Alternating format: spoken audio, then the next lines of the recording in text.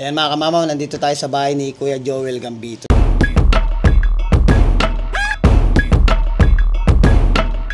Nakita nyo naman mga kamamaw, sobrang ganda ng bahay ni Kuya Joel. Siyempre, alam mo naman nandito tayo sa Buhay Canada. So siyempre, nandito si Kuya Joel para i-share niya yung Buhay Canada. Ano ba yung mga naging libangan niya? Ano ba yung mga naging buhay niya dito sa Canada? So ito, papakilala ko sa inyo si Kuya Joel Gambito. Kamusta po Kuya Joel? Hello, magandang hapon o umaga po sa ating mga kabayan natin Pinoy.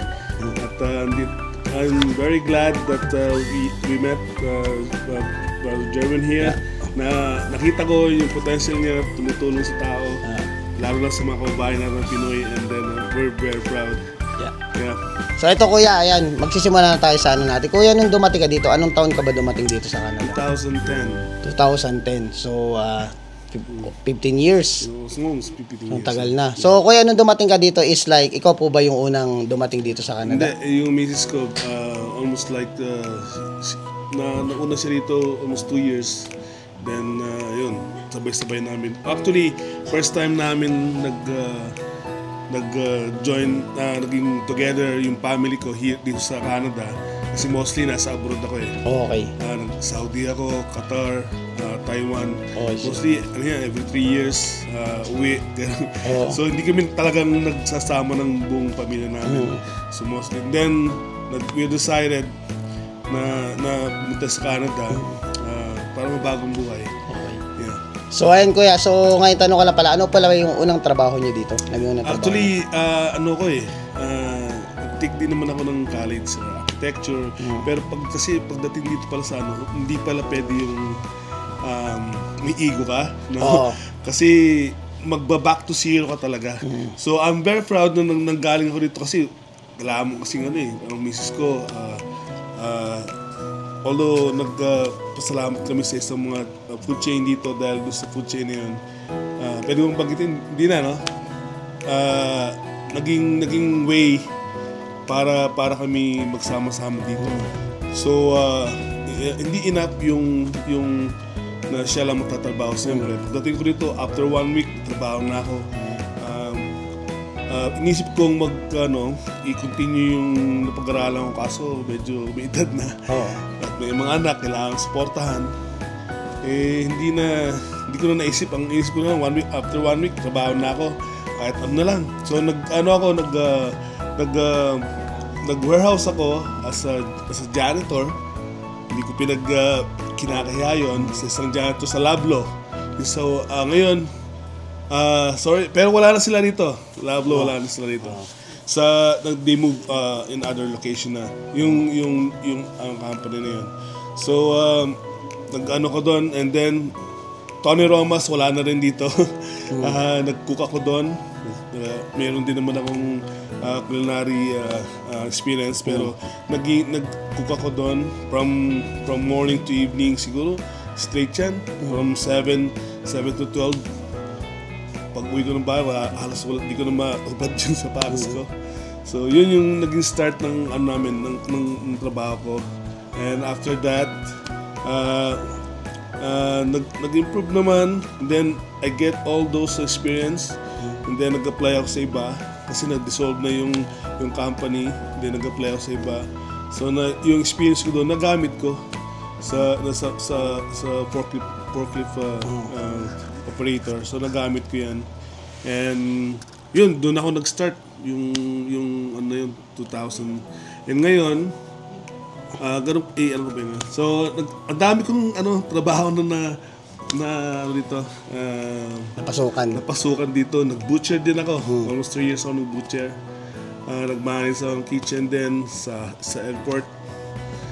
Pero hindi naman may pangalan kasi yun. So we don't need to doon pa kasi yung yan.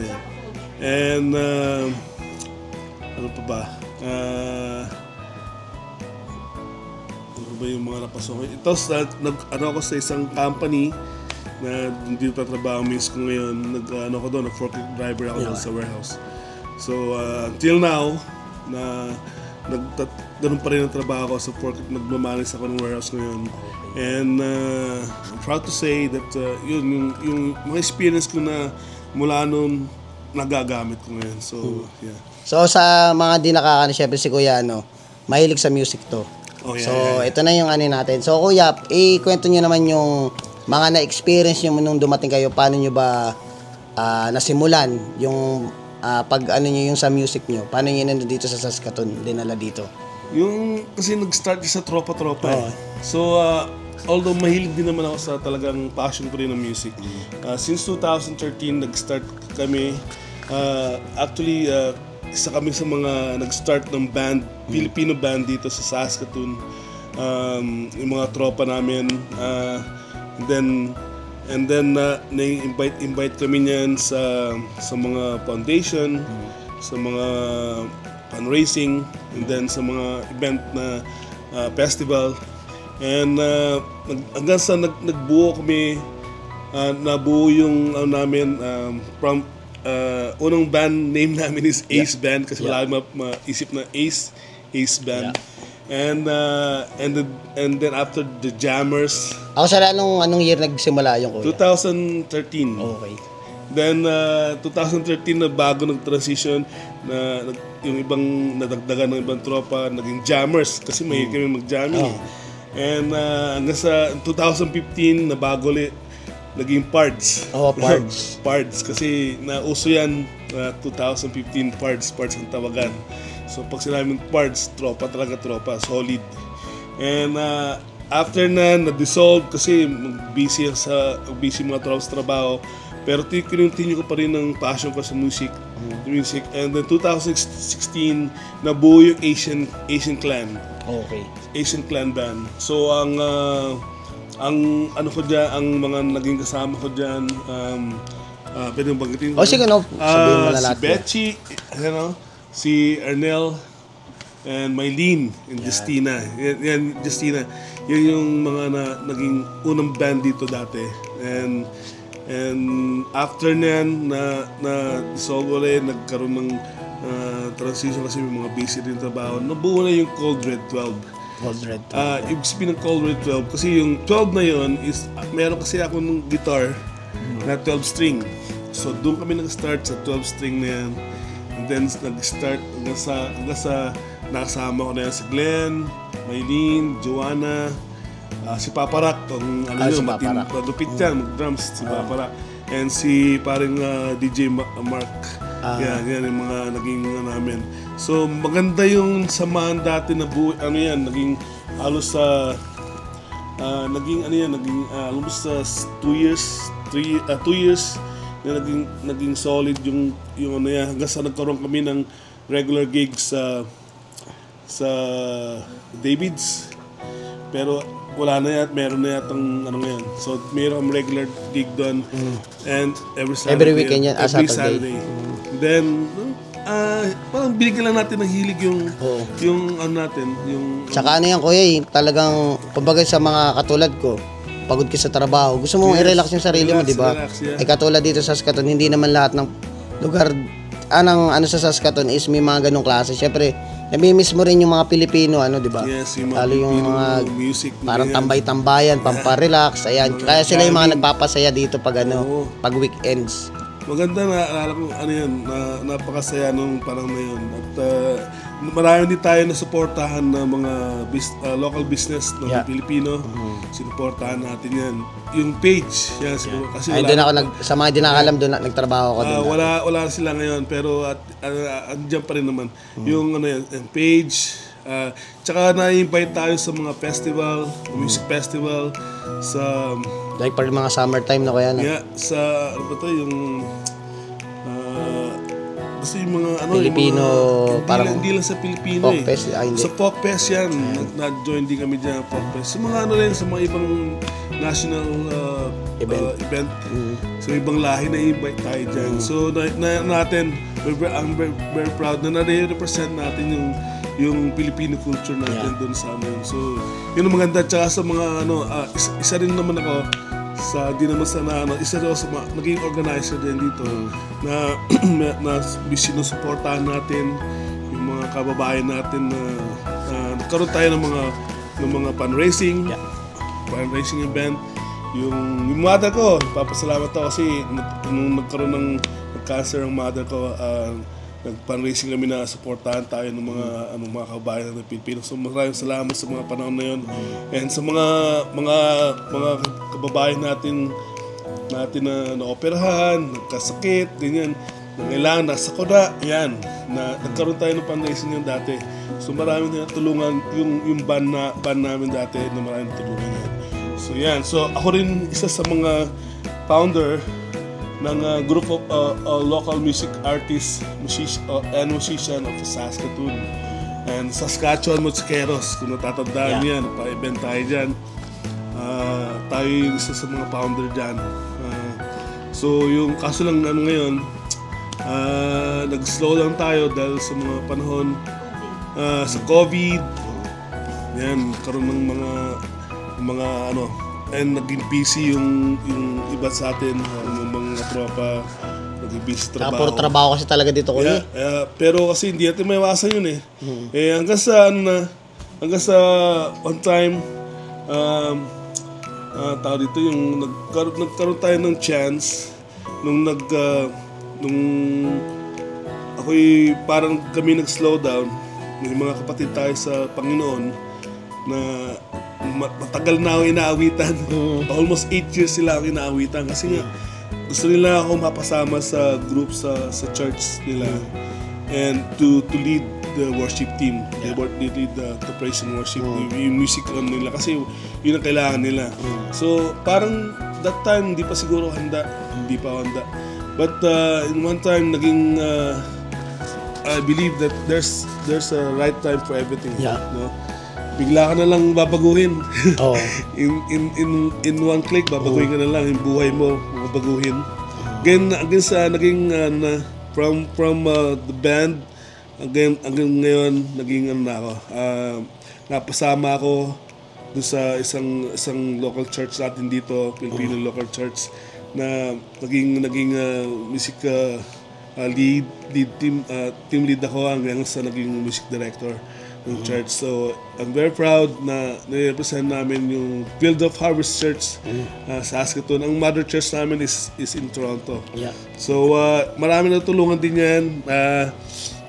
One time, nagkaroon kami ng fundraising dyan. And then, there's one event na sana matuloy na, yung Night of Praise and Worship.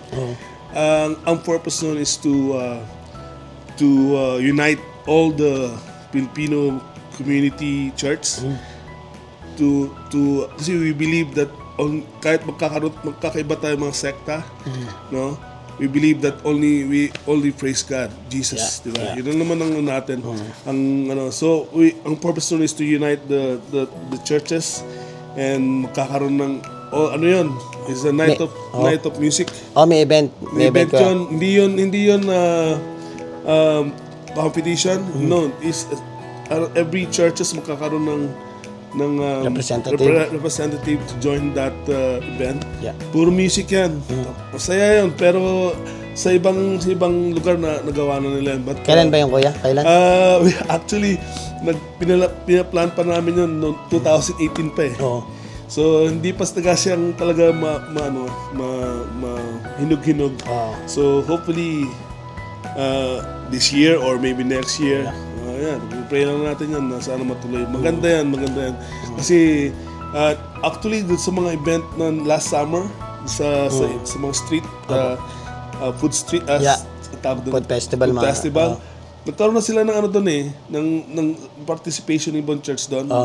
Kaso parang lang bilang lang medyo siguro hindi pa right kasi parang awkward kasi nga kasi siyempre parang bago na pero at least na-start ng ibang church. So yun, we look after on that. Yun yung mga look after ng So from the beginning na naging ngayon I serve as a music director on our church, and we come up the name like yung group worship team, ang name is Live by Faith. So the Live by Faith is a group of families, kasi naniniwala kami ang family is yung maging strengthen ng church. So it's a group of families na to join to worship the Lord. Yun yung purpose ng yung Live by Faith na yun. So, yun, as of now, yung continue namin yun. Ngayon, may mga youth kami na inorganize na kasi tumatanda na tayo eh. No, so, kailangan ng mga ibang fresh talents ng mga para then ma-organize natin. Kasama ko yung si Brother Francis and then si Smilene.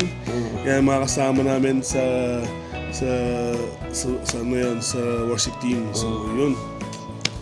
So yan, may mga any add-ons ka ba or any ang ang purpose lang doon is hindi pa uli mga katropa ko dati na nasa band dati ngayon hindi pa uli kung I encourage you guys na kung siyempre wala na tayong mga sa mga music ngayon sa mga band, I encourage you to join us, no?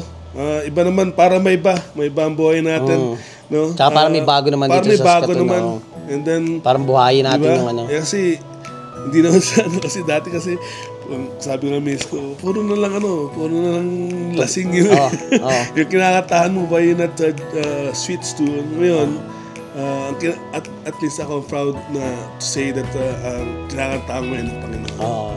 So yun na naman ng hindi pa uli ang lahat. So if you want to join us, you're interested to join us, mga youth dyan, join us para mapalawak natin ang gawain ng Panginoon, ng musika para sa Panginoon, no? Very interesting to, very kumbaga sa yung talagang dadalhin ka sa tamang landas. Kasi wala nang magulang na gusto. Mas gugustuhin ng magulang na mapasama sa isang trace in church. No? Yeah. Kasi magiging walang talo, panalong-panalo. Magiging foundation nila yan no? Character nila yan Kahit saan sila pumunta, no? In near future, magkakaanak sila. Then may lilipan mo, transfer nila yung gawain ng Panginoon sa So magandang epekto yan. So as of now na kahapon meron kami mga youth nagkaroon kami ng youth fellowship dito na encourage namin yung mga ibang youth. So happy sila. So maganda kasi nabibuild up yung friendship nila no. Tsaka mas panatag ang magulang no. Kasi kahit mapunta sila sa at least ang nisip na gawain ng pagsasabi yan. So hindi yan that lang sa isipan ng mga magulang. So yeah. So guys, maraming salamat kay Kuya Joel sa nating marami tayong hindi naman sa marami matututunan. Ibig sabihin magandang aral to para sa atin na kung sakali mang dumating tayo sa point na nagkakamali tayo dati, tatama natin. Pero ngayon, syempre, doon tayo sa tama at doon tayo sa magiging maganda ang kinabukasan ng ating mga pamilya. So, maraming salamat, Kuya. So, mga kamamayan, hanggang dito na lang. Please don't forget to like, share, subscribe, and hit the notification bell for more updates on my video. See you, mga kamamaw. See you.